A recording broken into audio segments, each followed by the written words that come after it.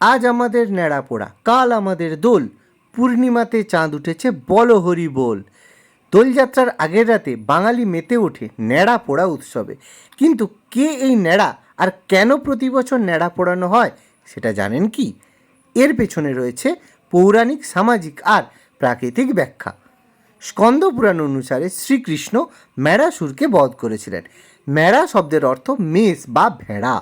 এই ম্যাড়া শব্দটাই সময়ের সঙ্গে অপভ্রংশে ন্যাড়া হয়ে ওঠে। ন্যাড়াপোড়া উৎসব বাংলার বহু অঞ্চলে চাঁচর উৎসব নামেও পরিচিত। সামাজিক দিক থেকে ধান কাটার পরে ধান গাছের গোড়ার অবশিষ্টাংশ পড়ে থাকে। ধান গাছের ভূমি সংলগ্ন এই অংশের আরেক নাম নাড়া।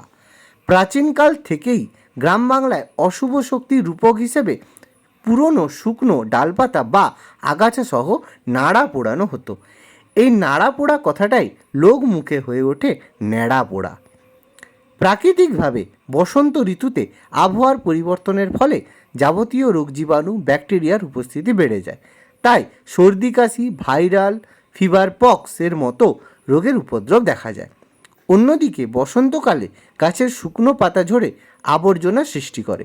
তাই শুকনো খড়কুটো, আগাছা ইত্যাদি জড়ো করে পুড়িয়ে দেওয়া হয়। এতে একদিকে যেমন আবর্জনাও পুড়ল, আর অন্যদিকে আগুনের সংস্পর্শে এসে জীবাণু ধ্বংস হলো।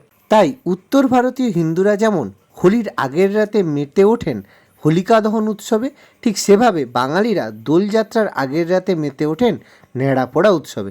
নাম আলাদা হলে কী হবে, উৎসবের চেহারা একই রয়ে গেছে।